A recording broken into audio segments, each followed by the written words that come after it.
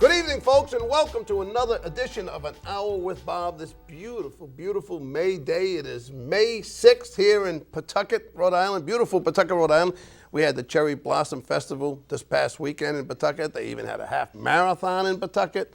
Well received, no issues, no problems.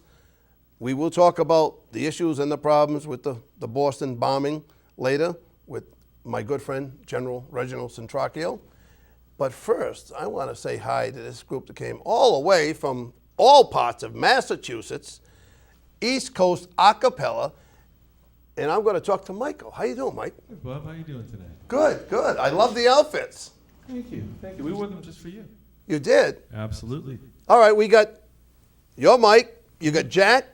Oh, that's not Jack, though. That's Ed. You got Ed, Jax, Rick, and Tom, right?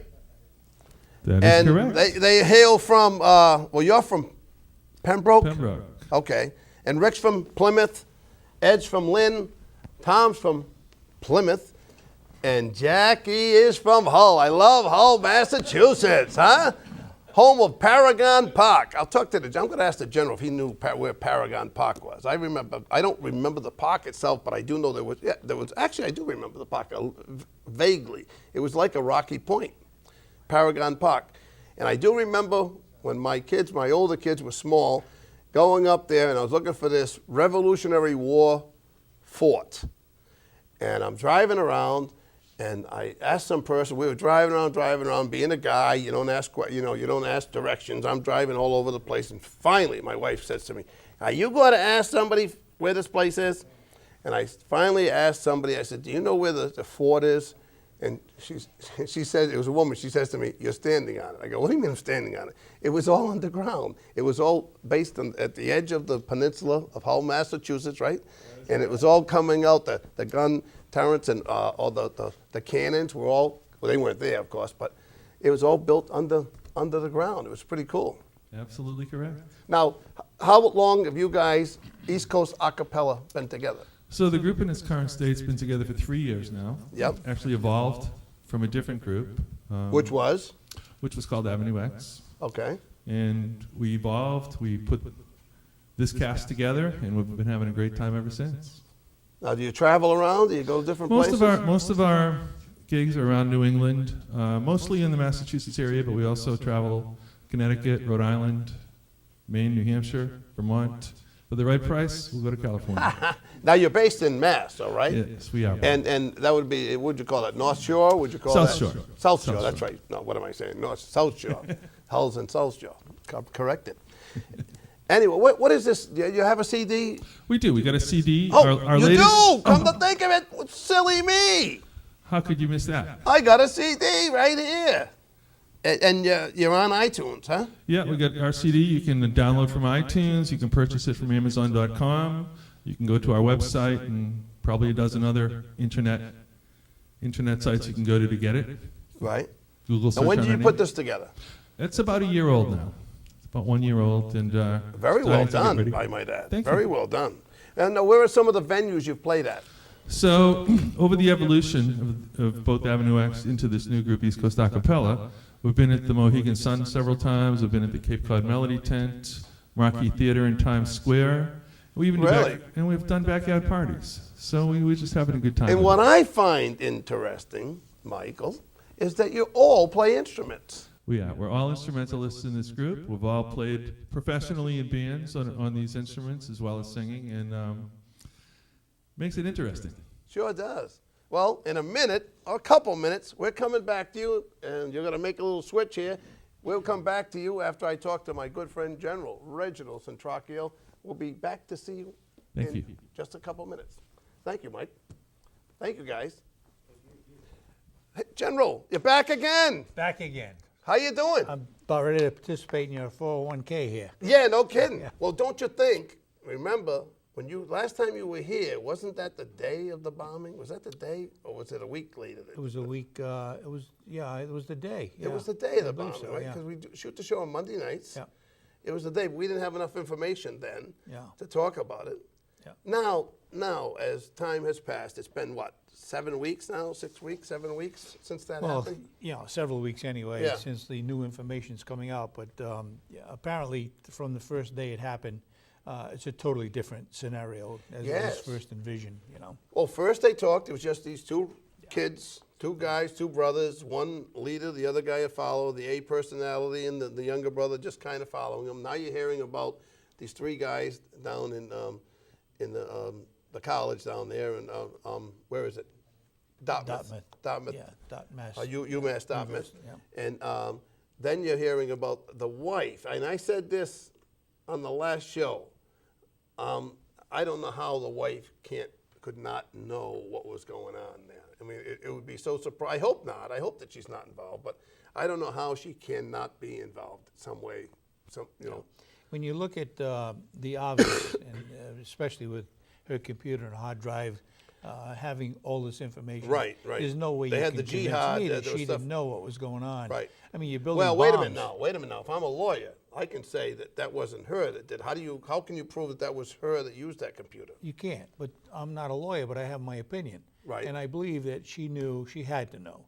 I mean, you're building bombs in your kitchen table.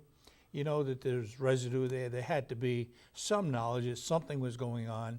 And maybe the number of pressure cookers, she didn't cook apparently, but the question should have been, why do you have pressure cookers? Now this is what I had heard, rumor or truth, that she took delivery of 6 pressure cookers from UPS. That's what I heard. I don't know. I think there's a lot of hearsay. There's a lot of speculation until somebody actually connects the dots as to exactly what happened, and they have a trace as where those pressure cookers came from, who picked them up. There was some consideration there was female DNA. Right, on the but it box, wasn't but hers. it wasn't And I hers. was glad to see that. Well, I was glad to initially have there that. was some concern that it might have been hers, but it wasn't. It could have been the storekeeper that Right, delivered right. that handed them over. But the whole thing is, when we first looked at this, it was a matter of suggesting that it was just one individual, perhaps maybe two brothers. Renegade, And then when you just- start to see it unfold, in my opinion, once again, I believe it's It's a part of cell? a larger consideration. Certainly, his trip to Russia had much to do with that. Well, you know The where I have education- trouble with that? I've been to Russia. Yeah. And I've also been to Kazakhstan. And him going to Russia for 6 months, first of all, the Russians and the Chechens do not get along at all. No. The In fact, Chechens hate the They still don't Russians. talk. They don't. Ironically, that same week, I did an interview with Sergei Khrushchev. Now, this is for Channel 12, because you do the... I'm the news analyst for news Channel analyst for 12. Channel 12. Well, we did a interview for newsmakers, and he was talking about Chechnya. And obviously, there's always been a political concern when the Soviet Union dissolved. Chechnya wanted its independence, and Right. if you recall, several years ago, there was a large terrorist act that took place In the against theater. Russia, and they still don't have a good relationship. And therein lies the guidance and the kind of information that got to the FBI and the CIA from Russia that we didn't act on because there was nothing substantial to suggest we should do anything. Right. But that was part of the whole thing. They said, look, watch this guy. Apparently they had some information that he was there doing something that appeared to be maybe in the embryonic stage of a terrorist act. They're not sure where. And unfortunately, it unfolded here. Right. But before we go any further, this whole thing, as we're seeing now, was planned for the 4th of July. Exactly. And- And why'd they bump it up? Because they were getting a little concerned. Obviously, the bombs are ready, Right. ready to go. And they were, I think, mainly concerned that they were going to be uncovered, knowing that they couldn't keep these things under wraps. Somebody was Well, going they to had see to them. store 'em. Right. Somebody had to know where they were. And they're going to use them on the 4th of July, but said, okay, they're ready, let's do them now. And so they looked for the more, perhaps secondary Right. target, which was the Boston Marathon. Well, they had another one, too, they said initially, too, that they had another Yeah, possible several, but target. their follow-on plan was to go into Times Square also, Right. and do some secondary stuff. So, as you'll see it develop, there's no doubt in my mind that it was not just these two brothers. There were other people I involved. believe so, Yes. and it had much to do with a plan. You don't look at the logistics, you don't look at all of the things that are required, such as where did they get the weapons, where did they get the... Where did they get the money? Where'd they Well, get the money? Exactly. Where did they go? He was Where on did they get the money to welfare. go to Russia? Well, we know that he was on welfare, and so was the whole family. Right. But that doesn't pay to go to Russia. Somebody had to be fronting that money Finance it. someplace. Somebody financed them. So I think as you see it unfold, we'll see more of a That significant. a ticket to Russia's over $1,000, and that's coach. It's Yeah. over $1,000 out of Boston. Yeah. So you know they didn't save it from welfare. And 6 months in Russia. Yeah. If you're in Moscow, Moscow's not a cheap city, by the way. I don't know if he was in Moscow or not, but and the thing that troubled me, and then we're going to have this our East Coast acapella give us a song, but what I find troubling is he goes to Russia for 6 months. His father lives in Russia, and that's the guy that I think is the head of the operation. Well, I'm not sure about his father, But his mother might be. His mother is a real Out there. different person. Yeah. I do believe that you're going to see eventually a tie-in with that whole concept of perhaps her giving a lot of guidance to him. Yeah, sure. Certainly by the way she acted on the front end of this thing was denial. Yep. And then all of a sudden she changed her tune. She's also wanted here in the United States for shoplifting. Yeah.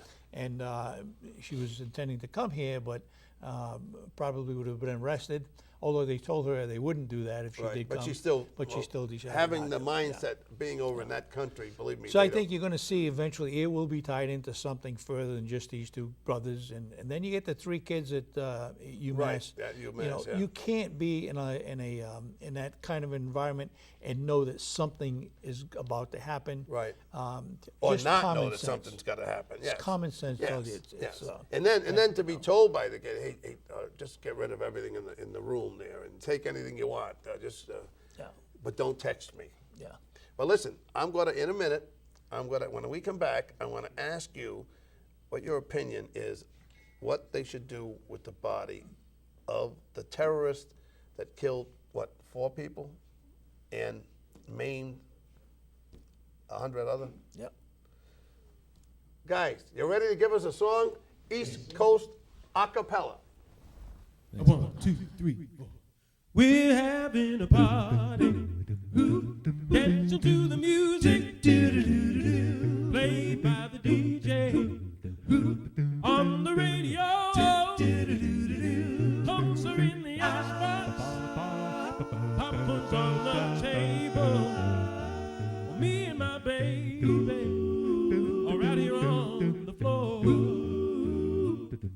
so listen, Mr. DJ, keep those records playing, because I'm having such a good time dancing with my baby. Everybody's swinging.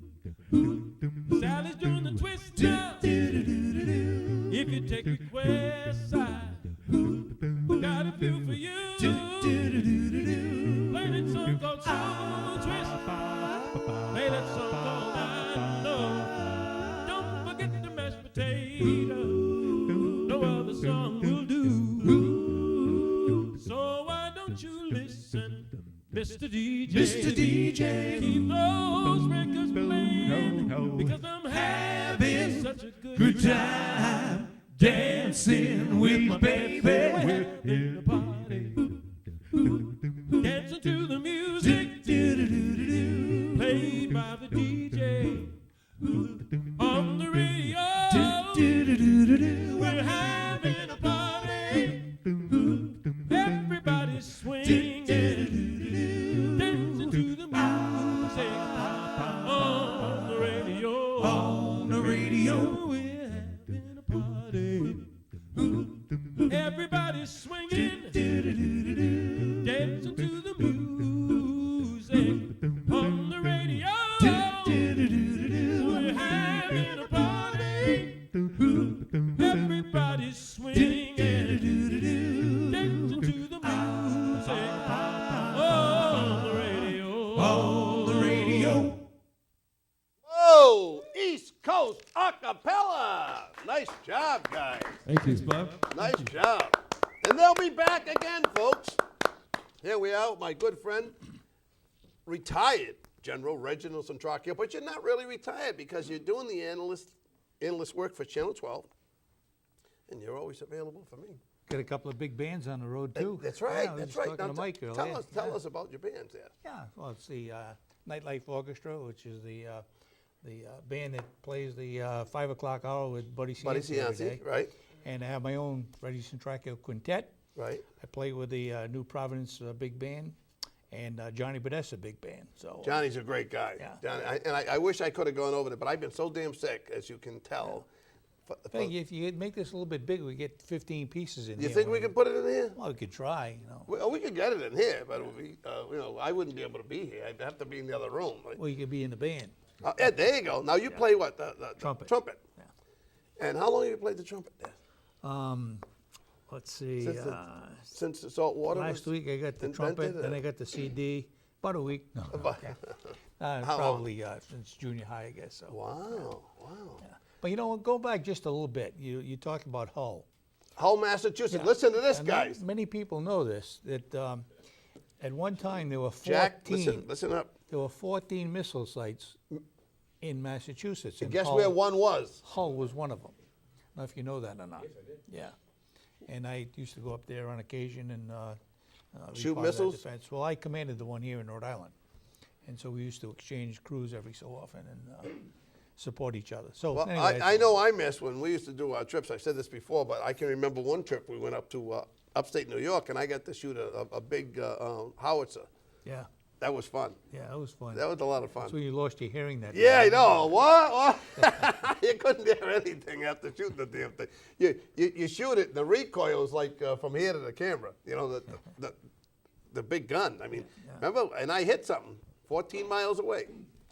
Said when they say you hit metal, that's when you hit something. They have old cars and stuff. They put 12, 14 miles away, and you got to hit them.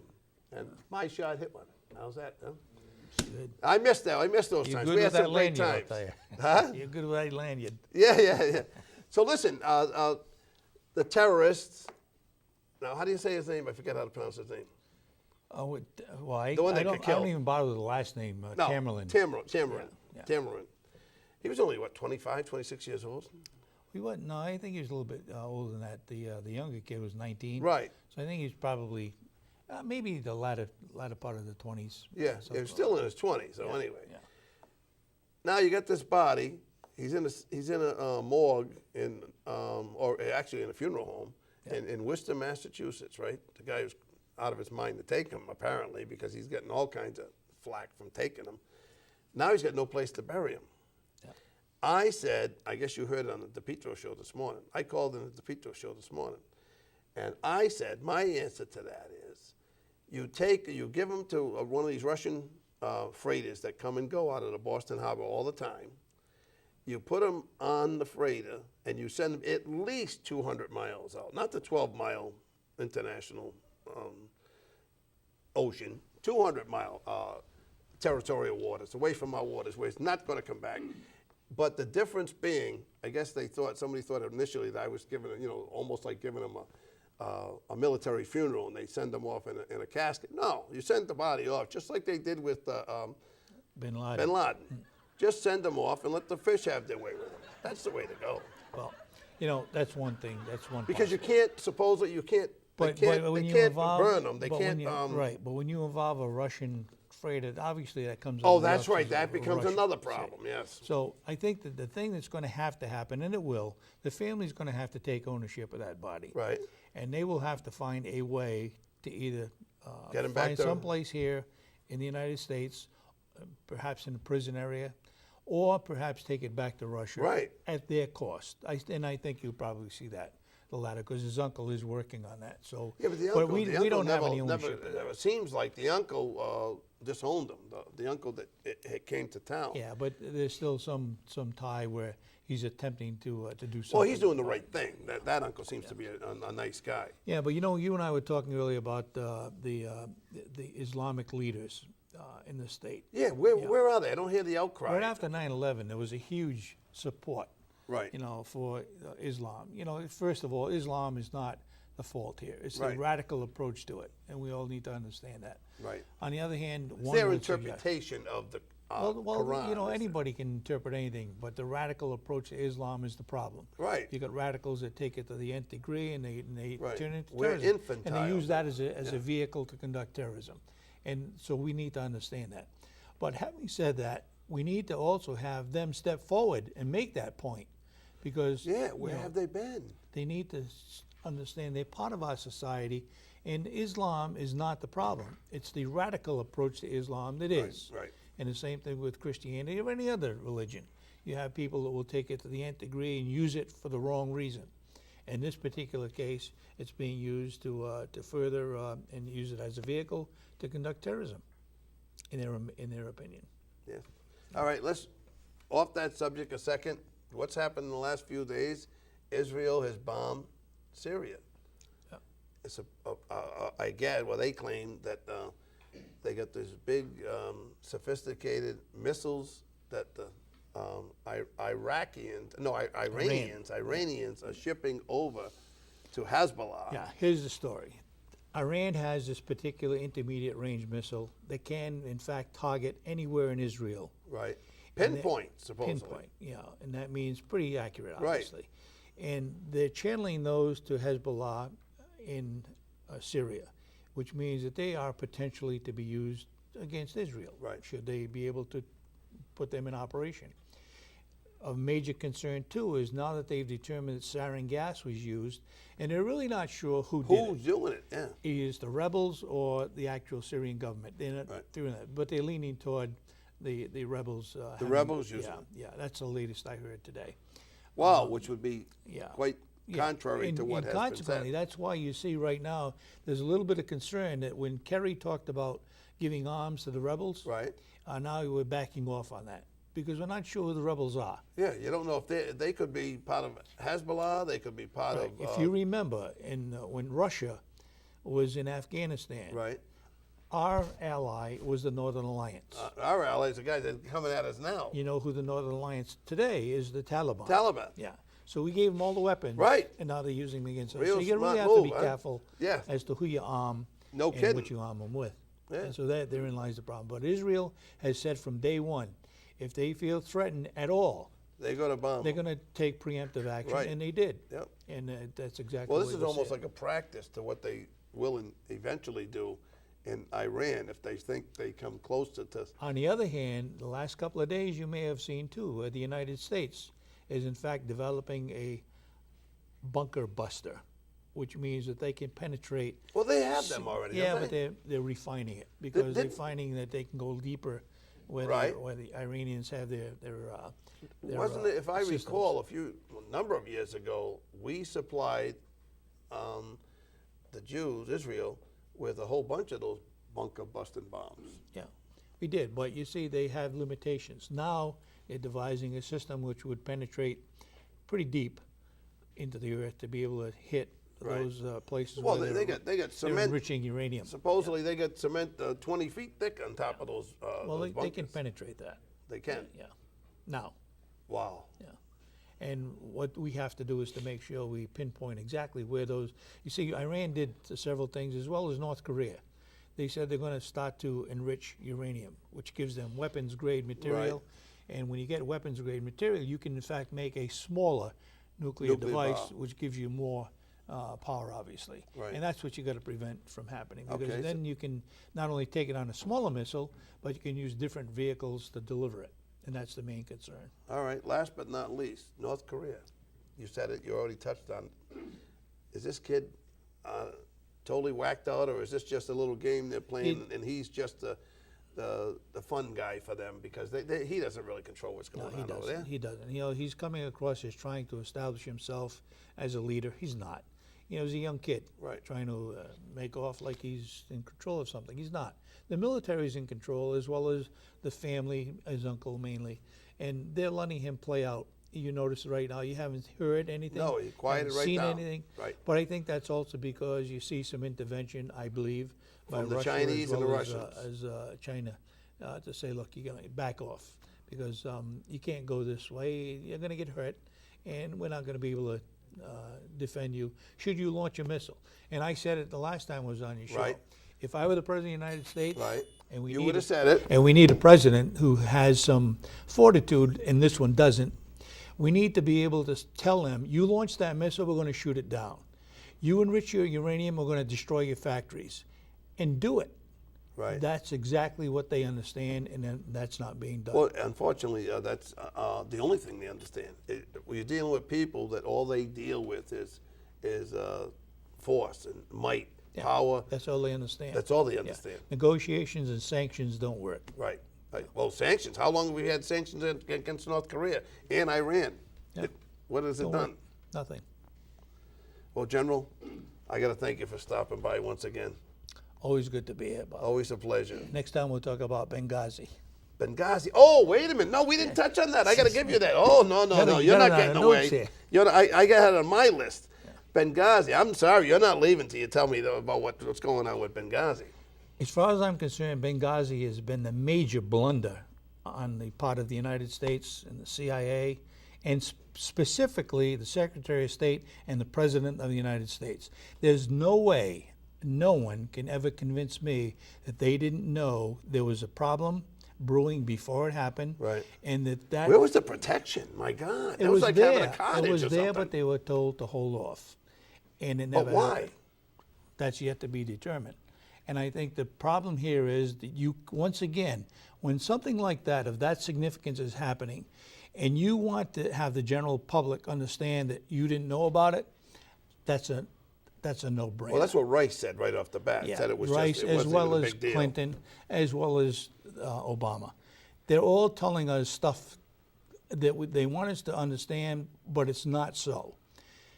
That Benghazi attack took place. We knew it was happening. They could have sent in help. They didn't. And no one is ever going to convince me that that information was stopped someplace before it got to the Secretary of State or the President of the United States. Well, one issue they said was money. They didn't want to spend the money to have a force there. Well, now we're placing the money value on on a human American life, lives, yes, and that's a definite change. But I mean, that really was not fortified. That place was not fortified at all. But we close this out in reference to our foreign policy. Benghazi is just another example of a foreign policy that has gone tremendously wrong. The world now has an opinion of the United States as It's being weak. We don't respond, and we say we're going to do things, and we don't. And another example with Obama. He said the line in the sand, and a game changer is if we detect sarin gas. Right. Did you see anything happen yet? No. So you can't say these things without doing them. Right. And therein lies our Well, problem. there I with foreign agree. I policy. definitely agree with that because if you put a line in the sand and somebody crosses that line, guess what? You have to react. And that's our foreign policy problem. All right. Well, General, again, thank you for stopping by. Always a pleasure. Always interesting. Always controversial, and always fun. You take care. Good to be here. Well, who's up front now? Is that Rick? How do you like that? You didn't think I'd get that, did you? I got you. Rick from East Coast Acapella. Don't worry about a thing, 'cause every little thing's gonna be alright. Singing don't worry about a thing, 'cause every little thing is gonna be alright. Rise up this morning, smiled with the rising sun. 3 little birds pitched by my doorstep, been singing sweet songs, melodies pure and true, saying, this is my message to you. Singing, don't worry about a thing,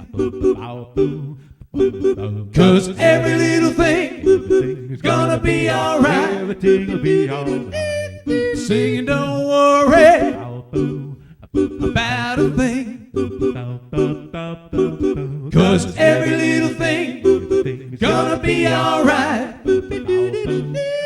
Rise up this morning, I smiled with the rising sun. 3 little birds pitched by my doorstep, singing sweet songs, melodies pure and true, saying, this is my message to you. Singing, don't worry about a thing, Don't you worry about the thing. 'Cause every little thing is gonna be alright. Everything will be alright. Singing, don't worry about a thing. Don't you worry about the thing. 'Cause every little thing is gonna be alright. Yes, every little thing is gonna be alright. Oh, every little thing is gonna be alright. East Coast Acapella is in the house. Nice job. Nice job. Aren't they good? Oh, they're awesome. They're Hey, awesome. Yeah. Louie Estrada's in the house. Estrada. I know. I like that name. Louie Stravato. This made me Spanish. No, Louie Estrada. I'm thinking of the. You're thinking of the boxer or something. I don't know. No, Estrada. What? Oh, the Chips. Yes. Yeah. Yes. Eric Estrada. Eric Estrada. I thought you'd catch on it better. I'm much than that. better looking than him. Yeah, you are. Yeah, come on. You're in better shape than him. That's for damn sure. What are you doing now? Well, I'm going to be retiring. Cut it out. Yes, after 26 years as a Providence Providence Police police officer. I'm retiring this Saturday. Is my last day. Cut it out. Yes, swear to God, yeah. And on Monday, I'm going to be a compliance representative, which I think is just a pretty way of saying pit boss at the Twin River Casino when they're going to have real card tables Right. soon. And Don't forget me. I'm looking for a job. so I start that Monday on the 13th. So I'm pretty excited about it. 13th of this month? Yeah, next week, next Monday, a week from Holy today. cow. Yeah. Good for you. So, Good for you. Yeah, I'm excited. I'm When excited. are they starting the Start my games new over career. I think it's late June, early June or July. July? Yeah. Yep. So we got to go training and all that stuff. Right. You know. So I'm excited. It's a new career. It's a new start. I always thought that I would be a good greeter at that place when they put the Right. full tables in there, the table games. I'm serious. I always thought I'd be a good greeter at that place. But I'm also considering with a partner opening a security company with high-end type security Right. and stuff like that. And throughout Providence and Mass and that area is doing the clubs, doing the casinos and stuff as well. when I'm entertainers venturing, come in yeah, and stuff like entertainers. that, I want to yeah. do high-end things. And with all my connections, I think we can pull it off. You know, so Yeah. and also like an investigation type business as well. So I'm excited. So I got things going on. There you I'm go. excited. This weekend at my gym, my gym, it's my buddy's gym, Jesse Amarello, the Icon Boxing Club in Bristol, Rhode Island at 15 Gooding Avenue. We have fights that night, exhibition fights, so come on out. It's cheap. It starts at 7. No, don't say. I didn't say no money. I didn't say no. I don't have to say money. Get me in trouble. Nope. It's cheap. Just come out. It's a good night out in Bristol, Rhode Island. My buddy Jesse, the Bull Amarello, is going to be fighting Cold Steel, Chuck O'Neal. He's a CES MMA fighter. This is this boxing or is this? No, it's going to be boxing. It's going to be strictly Yeah. boxing. It's going to be a really good fight. My buddy Jesse used to be a 2-time Golden Glove boxer. And he's going to be fighting this kid, Cold Steel, who's a beast with CES. Wow. And he does MMA. But they're just going to do stand-up. Wow. And then the following weekend at Twin River Casino, my friends Jimmy Birchfield and Jimmy and Junior, they got boxing event that The night. CES. Yep. CES group. Vladine Boise and Thomas Fallow. They're going to be fighting. They're two, Vladine is Mr. Providence, and Vladine, you must know Thomas Fallow. He's from Pawtucket. Right. Yeah. And two fabulous boxers going to be fighting that night. That's another great night out. Wow. So, Hey, you know what? That kid we were talking about the terrorist there that died. Yeah, What tripped him over was the fact that supposedly his trainer claimed he was the best boxer in New England, and he wanted to go to the Olympics, and supposedly he got denied, and he took it to mean that the government messed up his papers when in fact he messed up his own papers, and he never got his citizenship, so they couldn't send him to the Olympics. And his trainer said after he found out he wasn't going to be able to fight in the Olympics, that's when he started coming in and he started doing the Islamic stuff and praying in the corner. They said he didn't do that before. Right. He started doing it then. Yeah. And maybe that's what triggered his whole... strange stuff. That's a whole other story. Yeah. I mean, it really is. That whole thing is crazy. What's so sad is the people that get killed. Yeah. Those people who do stuff like that are absolute total cowards. Yeah. I mean, if you're going to go against the military, you're going to go against the American government, go against the government. You want to You want to fight our CIA. You want to fight our Green Beret. You want to fight our Rangers. You want to fight our SEALs. Go take your shots, but don't kill 8-year-old kids. You know, Bob. I mean, like yourself, probably. I was glued to CNN. I was glued when I got in the car. I had satellite radio. I was glued to Fox News. I was like, I didn't want to miss a thing. Right. You know, and when I we taped first, everything. I've taped it since it started. When you first saw the pictures of these kids you saw. I mean, I have kids that age. Right. It really blows your mind. I mean, and being a law enforcement officer, I mean, it's like, wow. And I have friends, a buddy of mine who was on Expedition Impossible. It was a show that didn't really last, but he's a Waltham cop, and he's on the SWAT team, and he was called over there, and because it's right next door. Sure. And he was there. He was at the scene of the boat. And he called me up and he gave me details, and it's really, I listened to him for like an hour, and because he needed to vent to somebody, And well, what was odd about the boat thing? Supposedly, he had no guns in that boat. No, he didn't. No. So what happened was, from what I understand, they saw him with a pipe or something pushing up the top. Right. Right. And somebody said gun, but they didn't know if he had a gun or not. Right. So why would you take the chance anyways? I mean, it's amazing that kid is alive. Over 200 rounds went through that boat. Well, that's some bad 200 shooting, man. rounds. Well, I don't know about bad shooting, but I mean, just, it wouldn't have been 200 rounds. The boat looked like Swiss cheese. Come on. Yeah, no kidding. How about the car? Same thing with the Mercedes-Benz. Yeah. How did he get away? Thank you very much. How did he get away? That was my next question. How did he get away? 4,000 cops there. Yeah, that's incredible. I'd love to know that story. The young kid gets away from that. They shot. Backs up, runs his brother over, and then takes off. It's like, How did he get away was amazing to me. Really was. And then they initially said that he shot himself in the boat, shot himself in the throat or whatever. Well, at first they said that. Yeah. But they're gonna can't shoot himself without a gun. Yeah, right. So one of the bullets hit him. One of the bullets Actually, hit him. two. I think he got hit twice, right? He got hit in the throat and he got hit in the side. Right, because he wasn't able to speak at first. Right. So, I mean, but anyway, yes. Forget about that stuff. Let's what do we talk want? about What's our favorite show on The TV? Amazing Race, baby. Amazing Race. Yep. Now, you were lucky enough to be on it. Yes. I was Season almost 16. lucky enough to be on it. Yes, you were. Yep. You come in fourth. Yes. You and Michael. Yep. We got a bad taxi ride in China. That's right. We would have been that's running all for it $1 million. That's all it took. That's all it took. A bad ride, and in the case of the young brothers there, a smart move on the plane. On the plane, yeah. When they bumped Dan and themselves Jordan up, did an awesome job. They worked themselves up to first class. Yes. And they won it. They won the $1 million. They won it fair and Absolutely. square. That wasn't cheating. And I called the did winners an of this amazing race. job. I called the winners of this race. You did. I did. You did. I called the You winners. did. This was But I two mean, hockey you know players. what? You know what? I didn't want them to win, but I called the winners. You know, Bates and Anthony were just powerhouses throughout the Right. show. They won 3 legs in a row. They were just beasts. I mean, they were consistent. Right. All throughout the race. Only one leg of the race did they fall off. They almost got eliminated. They almost did. You know, but other than that, they were consistent throughout the whole thing. Yeah. You know, and they did a great job. They deserved that $1 million. But out of all the teams, you got Bates and Anthony, you had Max and Katie, you had Carolyn and Jennifer, and you had Mona and Beth. Right. Right. I wouldn't have cared if any of those I teams would won liked all of them, because they all did. Max and Katie started off like she was was a really jerk. bickering with. No, not he. She was. She was really on him. Yeah. He was a little arrogant. He was arrogant. Spitting on it. He was a little arrogant at first, but he turned Newlyweds, around. by They the all way. turned They were around. newlyweds, Yeah, they were yeah. newlyweds, and they really turned around. I've been talking to him on Facebook and stuff like that, back and forth and stuff. And he's a really nice guy. And you actually. got the country singers, the two right, good-looking blonde country Carolyn singers. and Jennifer. Yep. And I'll tell you what, last night when they had to swim through that barge, right? I and thought she was gonna she give couldn't up. do it. You know what?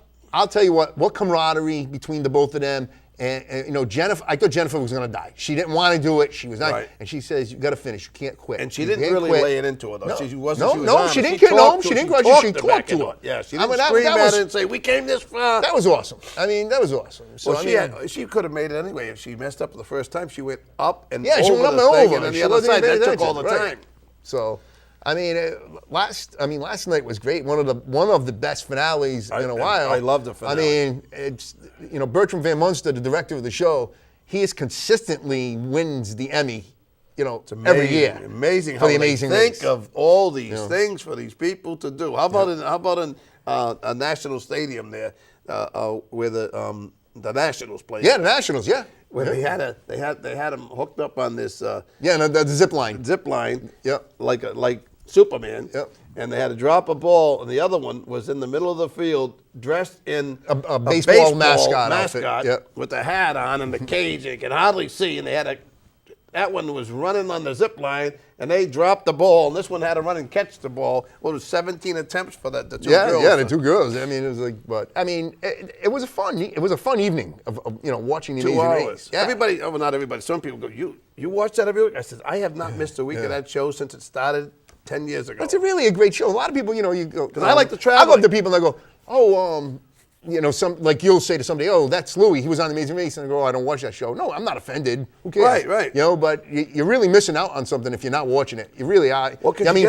they kids. I actually social study teachers of middle schools and stuff like that. They have their kids watch it just to learn geography. Yeah, that's right. So not only geography, culture. Culture as well. Right. Yeah, culture as well. Correct. They learn history. They learn all kinds of things on that show.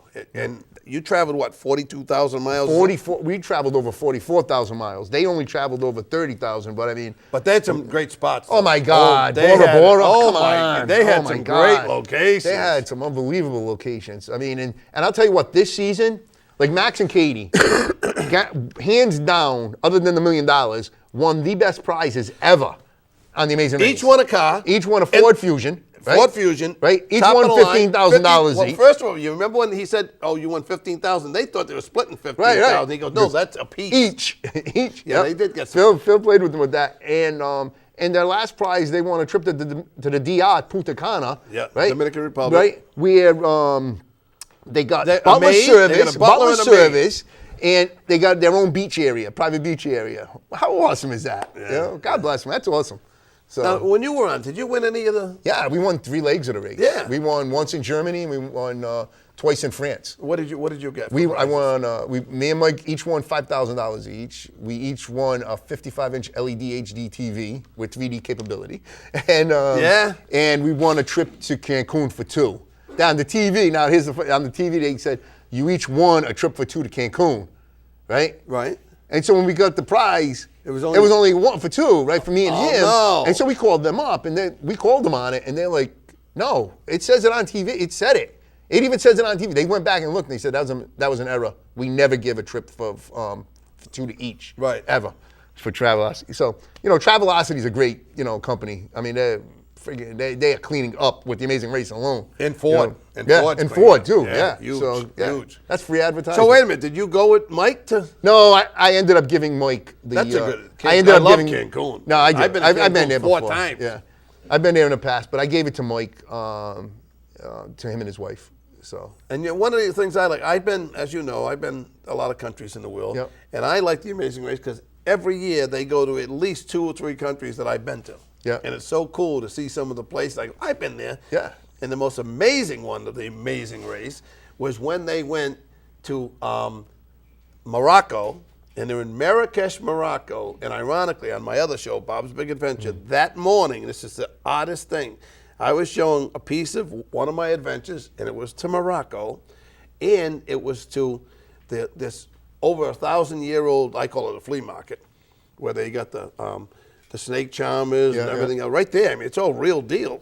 And we get inside the place, and we're walking around, and I go in this big one room. Most of the stuff was just like tents, and they had this buildings attached. In this one room, they must have had a couple $1 million worth of Persian rugs or those kind of rugs. I don't know if they're Persian or whether they're Moroccan or whatever. They're stacked 4 or 5 feet high. I interviewed one of the guys, spoke English, big guy with the gown, I forget what they call it. And it was on my show that morning, and that night, they had to go in that room, in that store, and look for the clue in the rugs, or look for something in the rugs, and they end up getting the next clue from that guy. That's funny. Now that is the wildest that's thing crazy, that's that you could crazy. ever imagine. Well, you're a world traveler, bro. But that was so cool. Oh, I would love to be able to go with me and you. An Amazing Race. That'd be cool. Would that be too cool? When my knee ever gets better, I'll be all right, hopefully. But what do you think? Do they already know who's going next to race or where it's going? When it's going to start? It's probably already started. Usually, Right. the next season starts like while this season's running. So it's probably already started. I don't know where it is. I don't follow the spoilers. There are spoilers out there where people like that are avid Amazing Race fans, Right. but they'll be in airports and look for people with the backpacks, and and it's a. Now you can't have anybody help you, right? No, You can't- no, I can. If I went into an airport, I can have. If somebody has a laptop, I can go up to them and say, "Can I use your laptop?" Or But no, "Can I you use your can't. cell You phone?" can't like say, "Give me a ride somewhere." You can't do that. No, because you have your. How about can you say to them, "Hey, come with us and show us the way, and get in your car with you"? No, they've done that in the past, but they've stopped that. I mean, there's the dangers of different things. I mean, liabilities for that the show itself. We actually had a leg of in our race when we were in Argentina, where we asked the taxi cab driver. We were driving, and we asked the taxi cab driver to direct us to this place, and we followed the taxi cab driver to the place, and they showed us where. We weren't supposed to do that, and we got penalized. But they never showed it on TV. Really? Yeah. They didn't show the penalty. Never showed a penalty. Yeah, it wasn't. I guess it wasn't relevant, Right, because right. it never meant anything. Because there were the two black women that we raced against. They ended up coming in way last. So it never that whole time we were penalized. I just prayed to God. It Please, was God, a 4-hour please. penalty or 2 No, hour it was penalty? only an hour penalty, but still, it seemed like eternity. Oh yeah. Oh my God, yeah. Now, Wait a minute. I'm going to ask you a question. ask me a question. Gibbs, David Gibbs, at the end of the show, Yes. they showed in memory of. in memory of David Gibbs. Who yes. was David Gibbs? David Gibbs is a helicopter operator, pilot for reality shows such as The Amazing Race for many years. Sure. But where he died was when he was filming for the Discovery Channel, and the plane went down with two other people. helicopter. The helicopter. I'm sorry. The helicopter went down with two other people in it. Oh, really? Yeah. So they're very sad, but that was very nice of them. I mean, he was a big part of The Amazing Race for years. Right, You sure. got that overhead helicopter view, So that's what that story's about. Because I wondered. I saw that. Everybody did. Yeah. Everybody was asking me because when I do my podcast show. Right. That was the first thing. Boom. What's going on? What's up with that guy? So. Now, Phil is from what? New Zealand? Phil is from New Zealand, and they went to New Zealand this season. So, Yeah, they went to his hometown actually. Oh, really? Yeah, Was yeah. it Christchurch? Is that where he's Christchurch, from? yes, yeah. A friend of mine's been there. Phil's a great guy. He is. really a is great a good guy. He's a great guy. He's funny. He's standing there on the mat, and I remember one time we're standing there waiting, and the girl came. They came over and put makeup on him. It was a pretty girl. Came over and put makeup on him. He's like, look at her. He's like one of us, but he's married. He's what a good guy he is, though. Yeah. He really is a nice guy. Hey, Bob, I never gave you an autographed picture of Mike and I. And I'd like to give it to you. I mean, What is it? What this is is this a from? picture of Mike and I. We were in At this? we were on the Seychelles Islands, and an ox pulling a wagon with coconuts in it. We had to collect a bunch of coconuts and then yeah. transport them, all of them, without any falling out. And we did it right the first time, thank God. Where a couple of teams didn't, but we got every coconut. But we pulled that that's off pretty of cool. the internet. Yeah, so in my thanks to you for having me on your show and stuff. I never gave you one. I'm very sorry. I feel bad. Well, you did now. Yeah, I so, appreciate that. I mean, still is my #1 favorite show. Well, actually, I gave the East Coast Acapella a picture too, so I hope You you did? don't. Oh, no. Oh, sure. He's laughing over there. So, Speaking of East Coast Acapella, hi, guys. Hey, Bob. Now, who's taking the front now? Tom? Jack from Hull. Jack. Oh, Jack you look different without your glasses, your sunglasses on. I haven't seen him without his hat and his sunglasses. Jack from Hull. Go to Hull. That's right. Go to Hull. Good You spot. go to Hull. I love Hull. You ever been to Hull, Massachusetts? I've never been to all It's, that. it's a peninsula out in Boston Harbor. Beautiful, beautiful area. Yeah. Did you go to Paragon Park? Yes, I did. Did you ever ride the roller coaster? No, I did not. Oh, you missed it. You missed Paragon it. Park was like Rocky Point back in right. the day. Yeah. What happened to it? Was that a hurricane wiped that out or what? No. They just took it down, put up, condos. Big money. Anything, There you anything go. over there's worth Right. big dollars. All right, what are you going to do for us? Something by the king, Bob. The King. You mean Elvis? Elvis Presley. Have you been to Graceland? No, I haven't. Anybody? Anybody in this room been to Graceland? Other than you? No. How do you know I've been to Graceland? I was a little disappointed, by the way, in Graceland. Really? Of the size of the place. Beautiful landscape. But the house, the mansion, is a small 2-decker house, is what it is. The biggest room in the house is like 12 by 12. Right. I was a little bit disappointed in just that part, but it was really beautiful, the landscape and the grounds. And you have to park across the street, and they shuttle you from across the street over. It's an experience. There's no doubt about it. Right. Yeah, I've been there. And I went on the plane too. I can't even think of the name of the place. Named after his daughter. Priscilla. No. Lisa. What is it? Lisa. Oh, right, yeah, Priscilla was the wife, right? Yeah. Yeah. All right, give us a song from the King.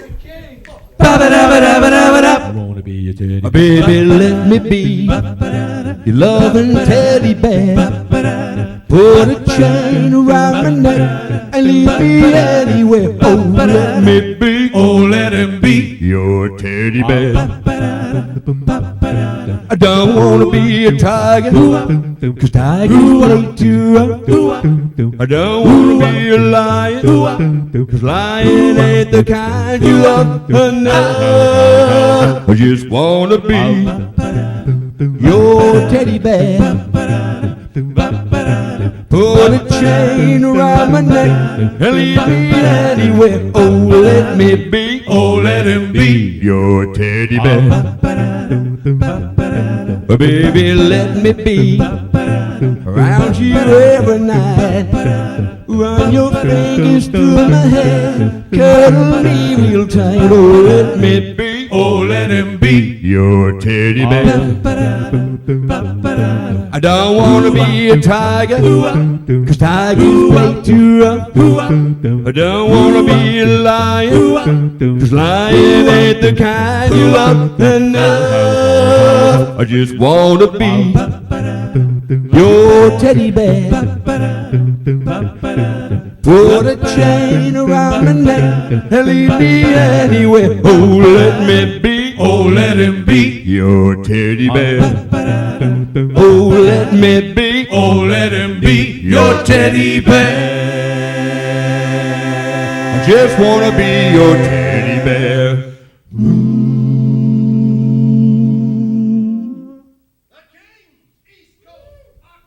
Thank you very much. Thank you. Thank you very much. Thank you. And by the way, I don't mean to discredit Graceland, because it's a beautiful place to go to. Just the wall and the gate there is amazing to see, and the attitude of the people. I was there twice in the course of a few days that I was down in that area in Memphis, and both times I went there was no less than 1,000 people waiting to go across the street, and they wouldn't let you couldn't walk across the street. You had to get in these shuttle buses. They're like the small Ripta buses, the smaller ones. They pile them on, and they go right across the street. It's the weirdest thing. Just across the street, they open the gates, and then you drive, and you can walk the grounds once you're in there.